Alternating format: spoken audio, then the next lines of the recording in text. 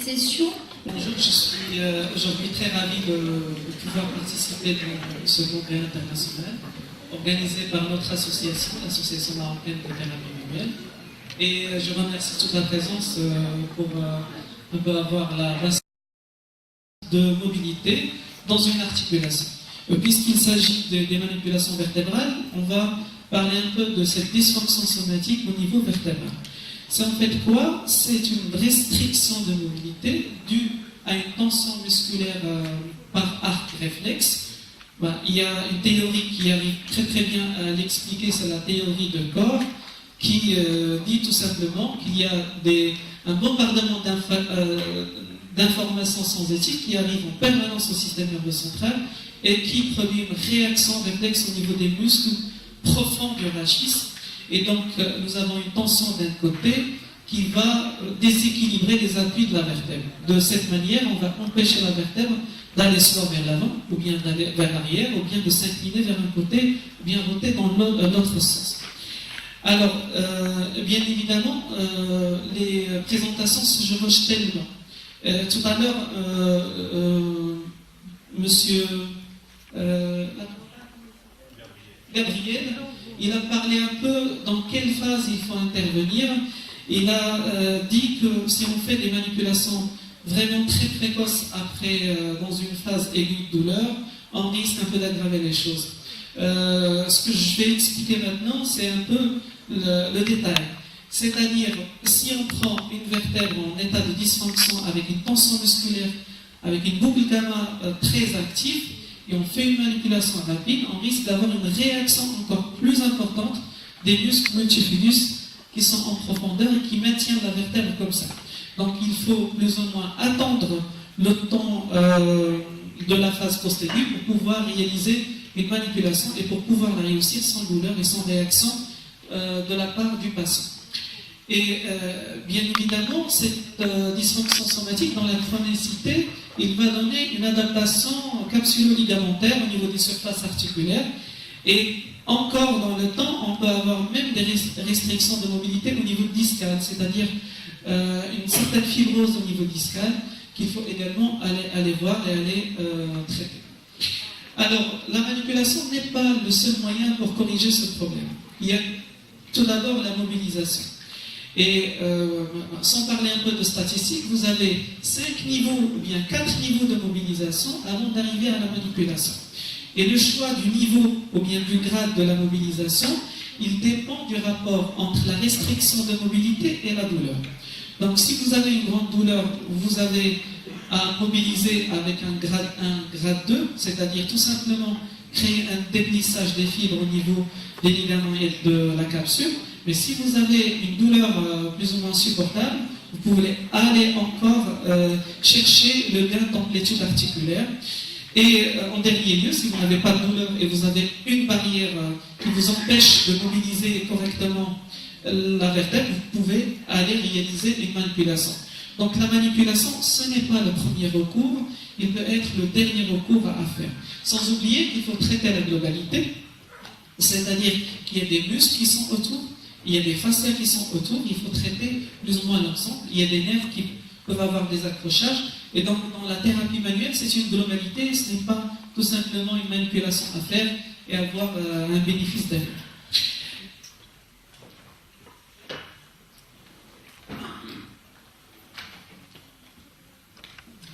Alors on va commencer un quiz.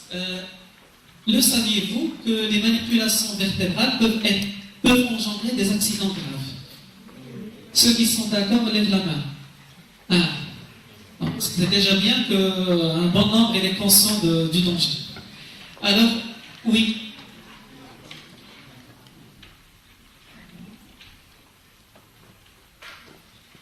Alors, les accidents graves, ils sont multiples. Je vais commencer par le plus dangereux, le plus fatal. C'est l'accident de l'artère vertébrale. C'est l'accident de l'artère vertébrale, c'est-à-dire que, comme vous le savez, au niveau cervical, vous avez les artères vertébrales qui passent dans les trous transversaires, les processus transversaires, et au niveau du magnum, ils vont se couder et former avec les carotides externes, former ce qu'on appelle le polygone de Willis qui irrigue un peu le cerveau. Et si on fait une manipulation, on risque de léser, rompre cette artère vertébrale. D'accord? Et donc, quel est le risque après? Ça peut aller même vers le décès, ça peut donner un AVC tout simplement. Donc, c'est quelque chose avec laquelle il ne faut pas jouer. Et il y a d'autres complications, comme les complications ostéo-articulaires, comme les hernies discales, les fractures, les luxations, les entorses, les complications neurologiques, comme des radiculalgies qui apparaissent ou bien qui s'exacerbent. On peut avoir des compressions vésiculaires, des incidents passagers comme les nausées, les vertiges, les réactions neurovégétatives, et un désagrément passager comme la fatigue et les courbatures. Donc il y a des risques, et parmi ces risques, il y a l'accident vertébro-basilaire sur lequel on va plus ou moins mettre le point pour essayer dans notre prise en charge de l'éviter au maximum. Alors, maintenant parlons un peu de ce risque. Il faut le quantifier. On n'a pas vraiment une incidence déterminée par les études après les manipulations. Pour une simple raison, il y a un défaut de déclaration.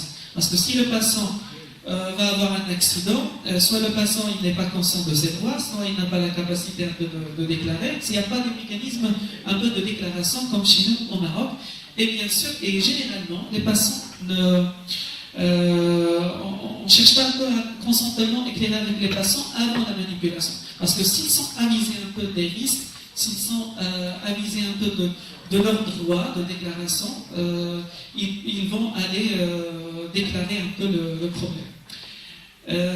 Mais il y a le risque, ou bien la probabilité d'avoir ces risques a été calculée par des études. Elle est estimée entre un accident sur 400 000 manipulations à un accident sur 1,5 million manipulations. Et la balance risque-bénéfice elle est très favorable au niveau lombaire, c'est-à-dire il n'y a pas vraiment un grand risque au niveau lombaire, mais par contre au niveau cervical, les auteurs se départagent la vie. Il y a certains qui disent il ne faut pas la faire, il y a d'autres qui disent non, il n'y a pas vraiment un risque.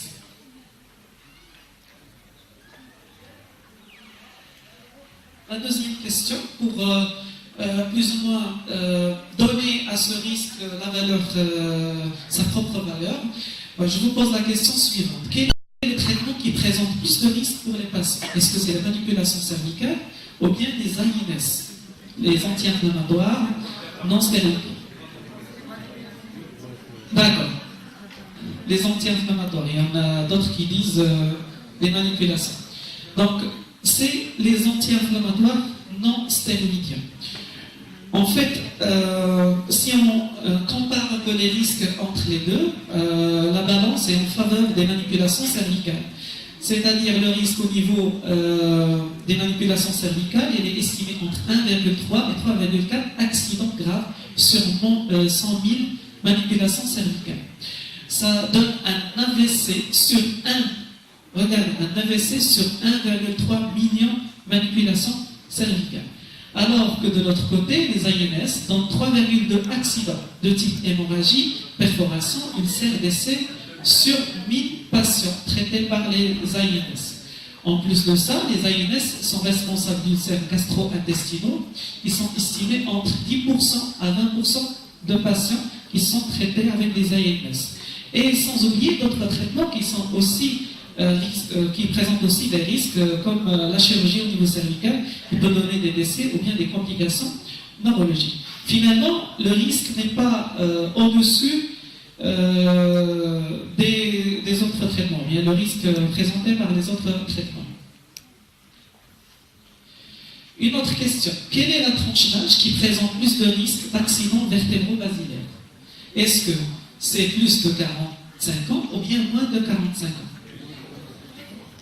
Plus. Non, c'est moins. C'est-à-dire que sur le plan statistique, les personnes âgées moins de 45 ans, ils présentent 5 fois plus de risques que les personnes qui sont âgées plus de 45 ans. Et on va voir pourquoi. Mais l'âge seul ne peut pas être compté comme un vrai facteur de risque. Il doit être associé à d'autres facteurs pour qu'on puisse parler d'un facteur de risque. Alors, par exemple, surtout les personnes âgées qui présentent des maladies dégénératives au niveau cervical, ils ont une certaine instabilité au niveau du rachis cervical. Et cette instabilité expose le sujet lors de la manipulation à une possibilité de traumatisme au niveau cervical. Il y a aussi le sexe avec l'âge, c'est-à-dire que les femmes âgées moins de 50 ans sont plus exposées. Et le sexe avec traitement hormonal, ça donne une certaine fragilité pour la dame, notamment sous contraceptif ou traitement hormonal, pour une raison ou pour une autre. Ce sont des femmes avec qui il faut être très prudent.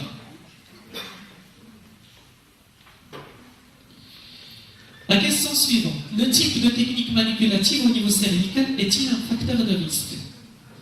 C'est-à-dire, si je manipule d'une façon ou bien je manipule d'une autre, le risque ne change pas ou bien le risque change? Le risque change.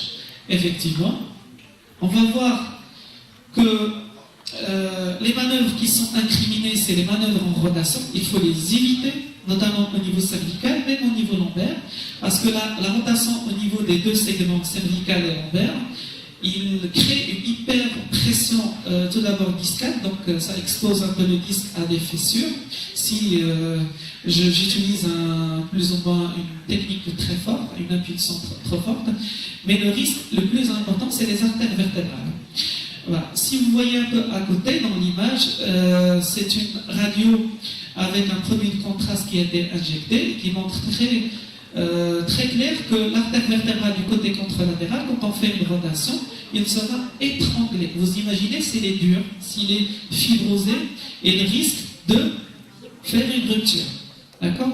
Donc vous voyez au niveau de C1, C2, il y a une fermeture, un étranglement important à cet étage. Et donc, vous imaginez si nous avons une arthrose trop importante, une maladie du tissu conjonctif qui rigidifie un peu les artères, donc ils perdent leur souplesse, ils peuvent se rendre facilement. Je fais une pause. Quand on ne maîtrise pas la technique, on croit qu'il faut être fort. Alors, c'est ça l'erreur quand on fait des manipulations. Quand on fait des manipulations, on les fait, on a un certain nombre de paramètres à respecter à 100%, et quand on fait le coup rapide, le thrust, il faut le faire pas avec force, mais avec vitesse et faible amplitude. Et bien sûr, il faut tenir en compte du sexe. Les femmes, ils ont une certaine souplesse dans le rachis cervical. Il faut utiliser moins de moments de force. Il faut être doux. Les femmes, ils sont douces. Il faut être doux avec les femmes, généralement. Alors,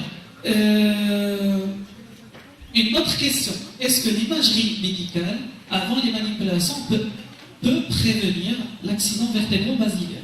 Parce que là, c'est un sujet très important. Parce que même si nous sommes en Maroc, peut-être les choses qui sont ailleurs, à un moment donné, ils peuvent être instaurées. Par exemple, la Société française des médecins vertébrothérapeutes, il insiste sur le fait de prescrire une radio cervicale avant de faire une manipulation cervicale. Ça peut l'être dans les années prochaines au Maroc. Maintenant, il faut répondre sur cette question. Est-ce qu'une radio peut prévenir l'accident vertébro-basilaire? Non. Je suis désolé de vous décevoir, mais c'est vrai.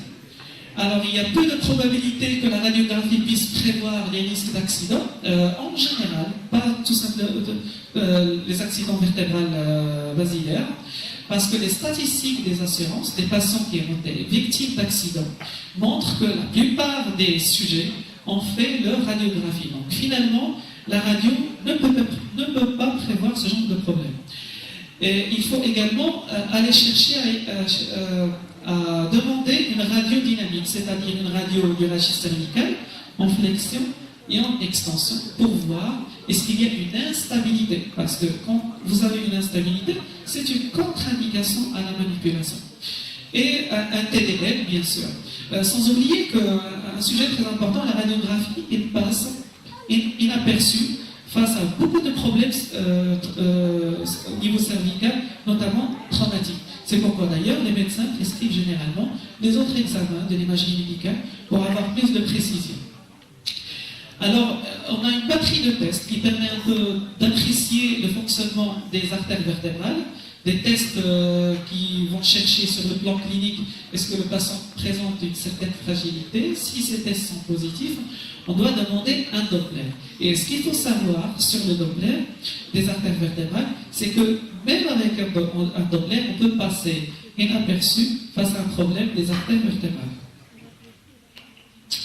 Donc finalement, comment faire pour éviter ce genre de problème?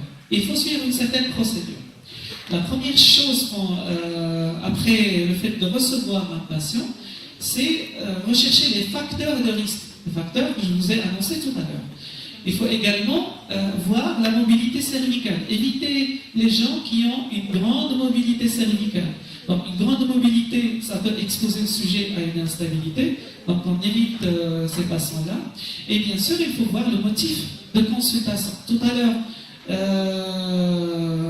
Monsieur Youssef vous a parlé un peu des yellow flags, c'est-à-dire des choses qui peuvent maintenir ou bien faire entraîner le sujet vers la chronicité. Il y a également les red flags, c'est les contre-indications, notamment pour les manipulations. Il faut les connaître. Il y a aussi les yellow flags, c'est-à-dire les contre-indications qui ne sont pas sûres. Une fois on reçoit un patient qui présente ce genre de problème, il vaut mieux d'éviter les manipulations, mais ce n'est pas une contre-indication. Et sans oublier un peu le signe alarmant, quand vous avez un patient qui a une symptomatologie douloureuse, inflammatoire, atypique, il faut éviter la manipulation, ou bien quand vous avez une symptomatologie douloureuse, plutôt du type neuropathie périphérique. Donc on évite les manipulations.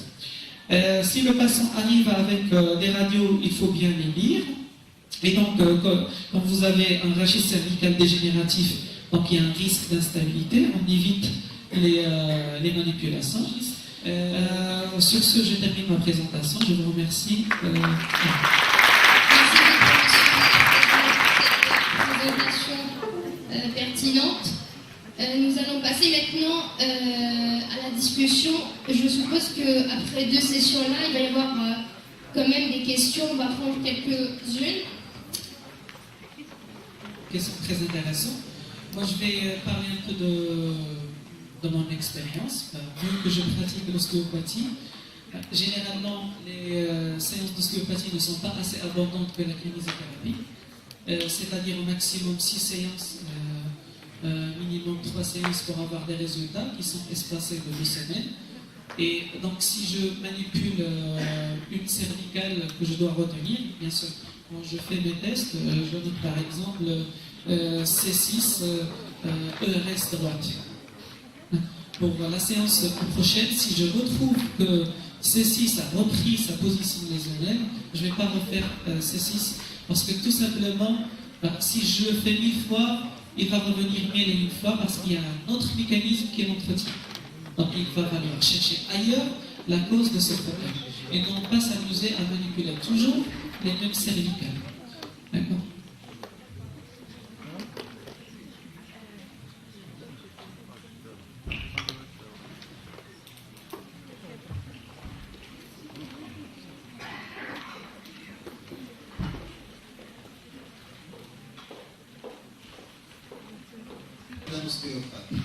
Donc, moi je crois que tout ça est venu assez vite au Maroc. Il ne faut pas beaucoup s'aventurer. Vous n'avez pas touché ici l'aspect législatif qui est très important. Alors, en cas de problème, on ne sait pas ce qui peut arriver. Donc, il faut être très très prudent, surtout pour les jeunes kinésithérapeutes. C'est un terrain très très glissant. Il faut être très très très prudent. Je vous remercie pour les conseils. Mais l'aspect législatif, vous ne l'avez pas touché, c'est très très important. Parce qu'en cas d'accident, c'est une vie professionnelle qui peut partir. C'est une vie professionnelle. Pardon, une vie professionnelle.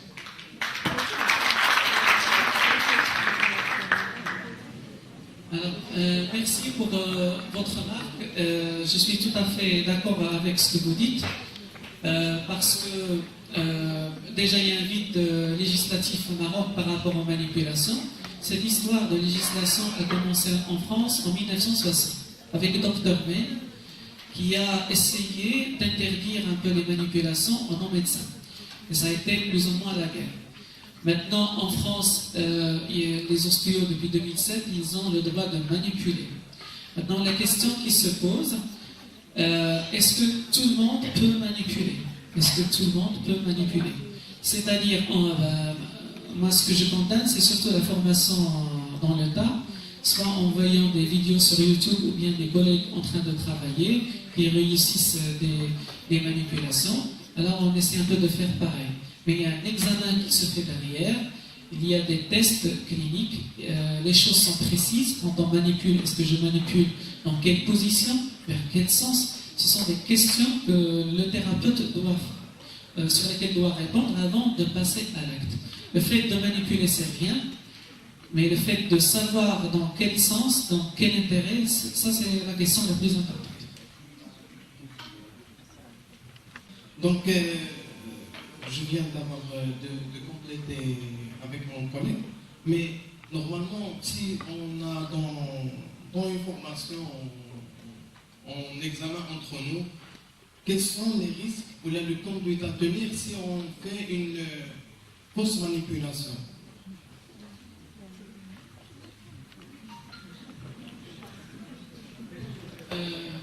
Qu'est-ce que vous voulez dire par fausse? Est-ce que c'est quel type? Est-ce que le patient s'évanouit ou bien? Mais non, par exemple, entre nous, on fait le TP ou là. Après, la katawala, alors je vous mets les conditions à tenir pour sauver ce malade ou ce patient ou ce collègue. Alors, tout d'abord, j'aimerais insister sur le fait que des accidents qui arrivent après 48 heures jusqu'à 72 heures, il ne faut pas les associer avec la manipulation. Ça peut être autre chose s'il s'agit d'une pathologie des artères vertébrales basilaires. Comme je l'ai précisé, il peut être dû à n'importe quel mouvement cervical. Ce n'est pas forcément la manipulation. Ça, c'est la première chose. Deuxièmement, si vous avez une urgence, c'est-à-dire le patient s'évanouit, la première réflexion à faire, c'est chercher le pouls et aller appeler les urgences. Si vous avez des sensations désagréables, ils peuvent être gérés. Si vous avez des douleurs neurologiques après, il faut envoyer le patient chez le médecin pour qu'il soit examiné. Peut-être vous avez provoqué une hernie discale ou autre. Et de préférence, si on parle globalement, il faut éviter les manipulations directes quand les personnes appuient directement sur le rachis ou bien sur les côtes. Ça, c'est des manipulations qui utilisent un court brin de levier, c'est vrai, mais avec une grande énergie qui se concentre sur un seul point et ça peut casser des côtes, ça peut casser des vertèbres. À propos de sacro-iliaque, si on a un blocage, une instabilité au niveau de sacro-iliaque, est-ce qu'il y a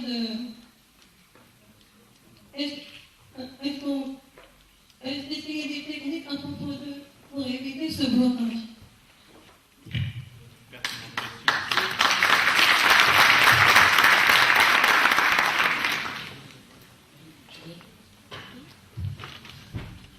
Donc, si j'ai bien compris la question, c'est qu'est-ce que tu peux utiliser comme technique pour prévenir pour prévenir ou pour essayer de traiter un blocage?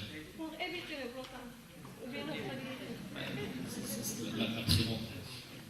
la prévention, c'est compliqué. La prévention, c'est un tout. Ça veut dire qu'il faut mobiliser, il faut bouger. Après, tu ne seras jamais à l'abri d'avoir un jour peut-être un incident, soit un blocage sacro-iliaque ou une limitation de mobilité au niveau du rachis. Il y a des gens qui sont très souples, très mobiles, et pourtant, malgré ça, ils finissent quand même par avoir une restriction de mobilité segmentaire à un étage en particulier.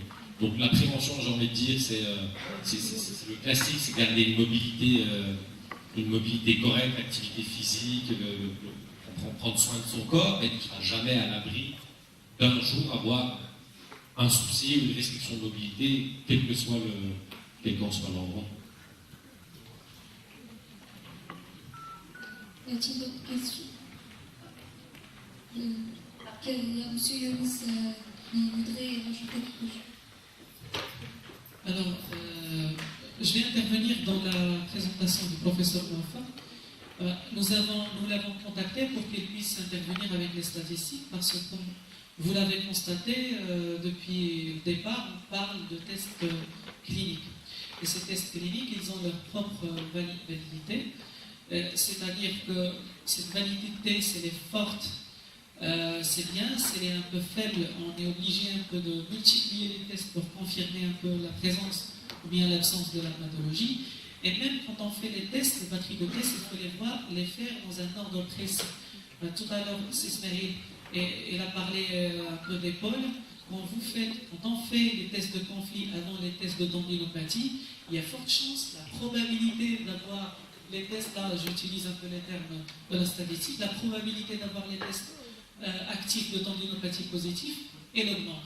C'est-à-dire qu'il faut faire les tests dans un ordre précis, et en même temps, on est obligé de multiplier les tests comme au niveau des sacro-iliaques pour pouvoir dire que nous avons vraiment un problème au niveau de la sacro-iliaque. Voilà, merci.